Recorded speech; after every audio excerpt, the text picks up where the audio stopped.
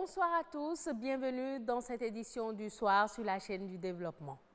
Le métier de mécanicien automobile a considérablement évolué, du moins dans les pratiques. Avec l'avènement des voitures 2.0, les mécaniciens traditionnels ont dû s'adapter aux nouvelles technologies. De nombreux Béninois sont fascinés par les motifs et le design des tenues africaines, un intérêt qui inspire bon nombre de couturiers et créateurs de mode qui excellent désormais dans ce genre de tenue. Les mannequins ne sont pas encore estimés à leur juste valeur et pourtant ils sont un maillon important dans la promotion des produits de la mode. John Medas Odoku nous dira pourquoi dans un instant.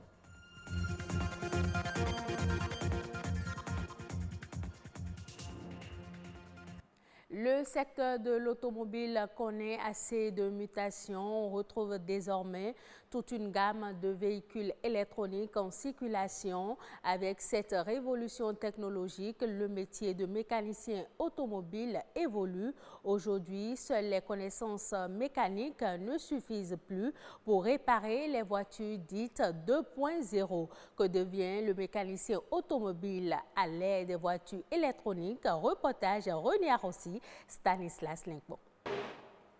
Une voiture électronique en dépannage. Mais avant toute intervention mécanique, cet électronicien fait son examen électronique. La spécificité du véhicule l'oblige. Au bout de quelques minutes, l'appareil signale à l'écran plusieurs défauts. Là maintenant, ça me signale plusieurs capteurs que c'est défectueux. Mais ce n'est pas parce que ça signale les capteurs là que je vais me jeter pour changer les capteurs. Ici, c'est la fiche qui est venue sur ça. Mais comme ils n'ont pas trouvé à remplacer, ils ont eu à adapter. Or ça peut envoyer des courts-circuits au niveau du calculateur. Donc c'est des pannes que nous maintenant, on doit régler. Vous voyez? Donc c'est pour ces pannes-là que la voiture est venue. Ce n'est pas que si la voiture vient, on se jette directement sur la voiture pour commencer par travailler. Non, les voitures d'aujourd'hui ne sont plus comme ça. Des voitures nécessitant une technologie de pointe, on en dénombre assez dans ce garage. Le promoteur, un mécanicien de formation, exerce dans ce secteur d'activité depuis 1988 au Bénin. Ces dernières années, il ne cesse d'actualiser ses connaissances et de recruter d'autres compétences afin de s'adapter à l'évolution de la technologie automobile. On ne veut plus que les voitures aillent au Ghana, au Togo, pour qu'on dise, bon, ils n'ont pas réussi ici, c'est au Ghana. La devise quitte le pays. Mais si ça tourne ici, si c'est abondant, pourquoi ne pas recruter plus? Ça, nous résolvons une partie du chômage. Ce nouvel environnement automobile, beaucoup de mécaniciens dans le pays peinent à s'en sortir. La cause, on évoque le défaut de maîtrise de l'outil informatique et de la langue de conception des scanners. Par exemple, les appareils de diagnostic, là, les scanners qu'on sort là, si tu ne maîtrises pas le français, tu ne peux pas. Même pour l'interpréter, tu ne peux pas. C'est ça le grand problème qui est là, c'est ça. Une difficulté qui constitue une menace pour leur corporation. Plusieurs mécaniciens automobiles peu instruits risquent de se reconvertir à la longue. Mais le président de l'association dit y travailler. Il faut quand même avoir au minimum le BPC avant de faire la mécanique aujourd'hui. Parce qu'il faut savoir lire les différents codes de défaut. Il faut quand même savoir utiliser le scanner. Nous avions créé quand même ce climat de solidarité, d'assistance, ce climat de dépannage entre collègues. Et c'est ça qui fait que, bon, les pannes que les uns et les autres rencontrent chaque fois et toutes les fois, nous faisons des échanges d'idées. Et c'est ça qui nous permet de grandir dans la profession. Sinon, bon, tu seras quand même un mécanicien monté et démonté. Le mécanicien automobile est un métier en pleine mutation. Aujourd'hui, les concessionnaires associent l'électronique à la mécanique pour mettre sur le marché des véhicules dits 2.0.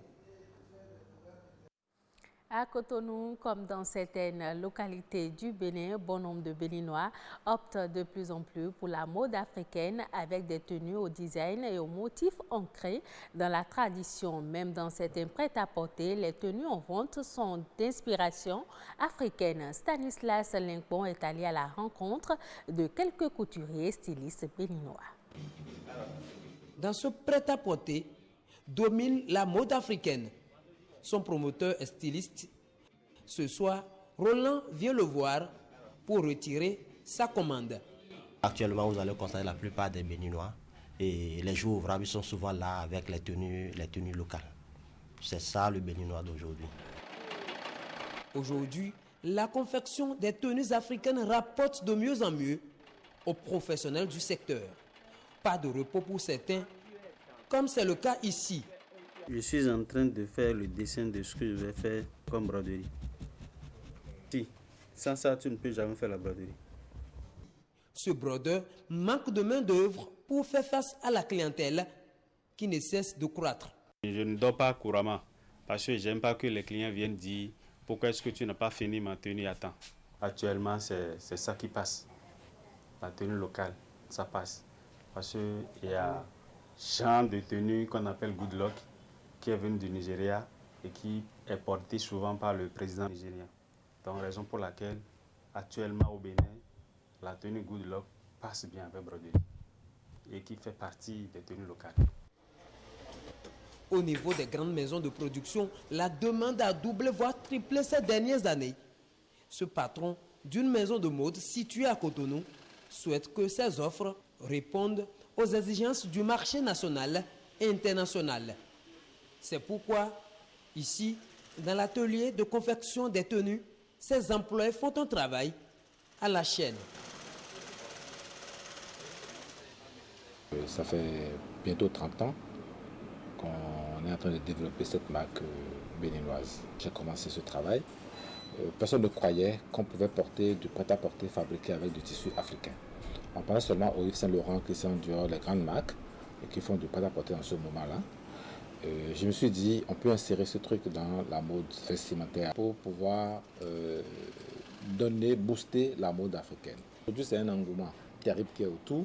Vous voyez partout dans Cotonou maintenant, vous voyez beaucoup de prêt-à-porter qui fait du tissu africain. Mais le marché est très vaste parce que non seulement nous parlons du Bénin, c'est de l'Afrique et du monde entier.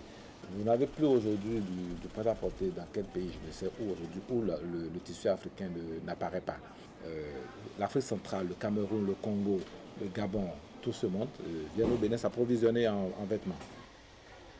Le style vestimentaire africain s'ouvre au monde et le Bénin, qui rêve de devenir le carrefour de cette mode, travaille à satisfaire ce vaste marché. Parlons à présent du mannequinat. C'est l'activité exercée par toute personne qui pose et s'expose pour valoriser les produits de l'industrie ou de la mode. Dans cette logique, les mannequins sont employés principalement pour la promotion de l'habillement, des accessoires de mode et des produits de beauté. En Afrique et surtout au Bénin, le métier tarde à être apprécié à sa juste valeur à cause des préjugés. John Meda Sodoku nous en parle au micro de Edwige Agosso et Rebecca Adjinako. Le mannequin n'a pas toujours été un être humain. Le premier mannequin au monde était le cintre. Du cintre, on en est arrivé au mannequin vitrine. Et ensuite, pour donner vie aux produits de l'industrie de la mode, on a pensé à l'humain, ce qui a fait aujourd'hui que nous avons des personnes qui sont mannequins et qui sont appelées à porter ou à utiliser les produits de l'industrie de la mode pour pouvoir mieux les vendre. Les mannequins sont les premiers influenceurs de la mode parce qu'au finish, c'est eux qu'on voit. Le créateur qui a passé des nuits à faire sa collection ne passera peut-être que pour quelques secondes pendant la parade, alors que le mannequin du début jusqu'à la fin, c'est lui qu'on voit. Donc c'est vraiment l'élite, pour ne pas dire les grands influenceurs de la mode, de l'industrie de la mode tout court. Le mannequin a trois rôles principalement. Le premier rôle, c'est de défiler. Et ce rôle est effectué par les mannequins qu'on appelle les mannequins podium. Lorsque vous êtes une fille, vous devez avoir minimum 1m75. Lorsque vous êtes un garçon, vous devez avoir minimum 1m85. Et la proportion de la taille être entre du 36, du 38 et du 40. Ensuite, vous avez des mannequins commerciaux qui sont ce type de mannequins-là qui font de la publicité. Il suffit juste qu'ils soient extraordinaires, qu'ils soient spéciaux.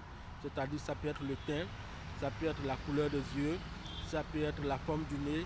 Et ensuite, vous avez les mannequins artistiques. C'est des mannequins qui parfois posent à demi nus ou sont assis sur une chaise et vous voyez des sculpteurs ou des dessinateurs en train de les dessiner ou de les sculpter. Leur poids est si grand, mais la rémunération, la considération, surtout dans nos pays, est vraiment faible.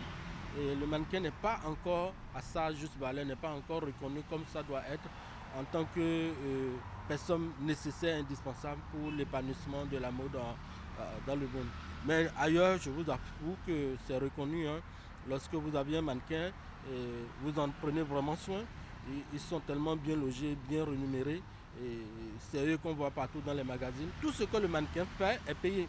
Vous imaginez que même pour payer un mannequin pour venir dans votre restaurant, vous le payez. Lorsque vous voulez juste même l'habiller pour qu'il se promène dans la ville, vous le payez. C'est un métier tellement beau, un métier tellement noble, mais compte tenu des préjugés en Afrique et partout dans le monde, on les confond à plein de choses, ce qui n'est pas du tout le cas. Hors du Bénin, le salon virtuel business va se tenir dans les jours à venir au Sénégal. C'est un événement qui va se dérouler entièrement en ligne et va regrouper 26 000 visiteurs et 80 exposants. Awa Ndiaye. Du 25 au 30 juillet prochain se tiendra le Salon virtuel business du Sénégal, un événement placé sous le thème de l'industrie agro-business au Sénégal. La plateforme sera entièrement numérique. La pandémie liée à la maladie à coronavirus a impacté les entreprises et les économies en général sont à terre. À cet effet, on s'est dit qu'il faut innover et ne pas laisser notre économie locale souffrir. Et locale, par ricochet, l'économie sous-régionale. Donc le salon virtuel a des avantages parce qu'aujourd'hui, quelle que soit ta situation géographique, tu peux être en interaction avec des entreprises de la sous-région, avec des entreprises au niveau international, avec des entreprises au niveau même planétaire. Donc puisque nos champions locaux ne peuvent plus se déplacer, puisque les foires physiques, les salons physiques ont été annulés, aujourd'hui, il est plus qu'important d'innover. Comme nous le rappelle le PDG de Helcom Bash aujourd'hui, il faut innover. Il faut innover dans l'excellence, il faut innover dans l'expertise. Le Salon virtuel Business Sénégal va développer sa campagne de communication pour les exposants et les partenaires. C'est une grande initiative, une très bonne initiative dans le contexte actuel. Parce que comme on l'a rappelé, le contexte actuel fait que la plupart des entreprises sont à l'arrêt. Certaines entreprises qui ont des opportunités tournent au ralenti. Et c'est une occasion pour ces jeunes entrepreneurs que nous finançons dans le cadre du programme de promotion de l'entrepreneuriat des jeunes. C'est une occasion pour ces jeunes entrepreneurs de se retrouver, d'échanger avec les autres. Plusieurs promoteurs seront accompagnés à la participation de ce salon par Helcom Prestige. Plusieurs pays africains vont également participer à cet événement. Des partenariats seront renforcés avec les pays de la sous-région afin d'avoir un impact profond et durable. C'est la fin de ce journal. Merci de l'avoir suivi. Retrouvez cette édition sur le site de l'ORTB, www.ortb.bj.